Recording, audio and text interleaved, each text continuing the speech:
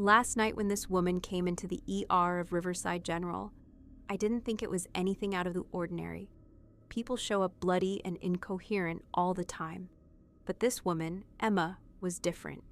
She was wearing a green military jacket, the lining slashed to ribbons as if she'd attacked it with a kitchen knife.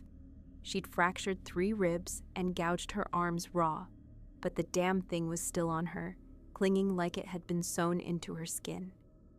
I've been a nurse for 14 years. I've seen addicts rip out IVs and men twice my size foam at the mouth.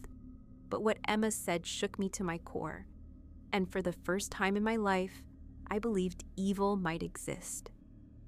Blood bubbled from between her teeth, and in a gruff voice that didn't sound like it belonged to her, she said, "James, Perry wants to know if Kathy's okay. Tell me she's okay.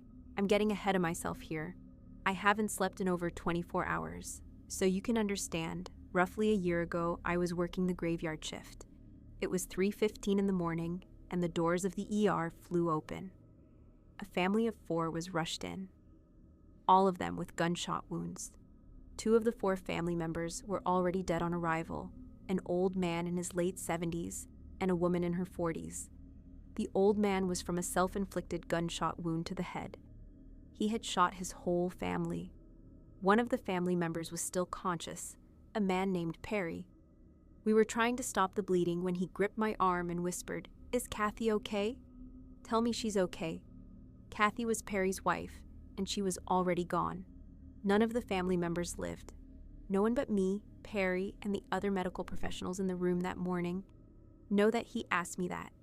And Perry died 30 seconds after I lied and told him she was going to make it. So when Emma asked me that same question, yeah, it chilled me to the bone. How could she have known? How did she even know my name? I haven't been able to shake it since. So once we got Emma sedated and placed her in restraints, I went to the waiting room to let her boyfriend Ryan know that Emma was stable. All he asked me was, "Is the jacket off?" It was, and told him as much. We had put it in a hazardous waste bag, which is why it was so much weirder when I went back to her room and the jacket was on the chair next to her. Its sleeve brushed my arm as I stepped closer, sticky with dried blood. I couldn't imagine any of the hospital staff would put a bloodied jacket back in the room. It didn't make any sense. That's when I noticed Emma's eyes were open, like she was staring into my soul. "Tell me what happened to Kathy, James," her voice gruff again. "How do you know about that?"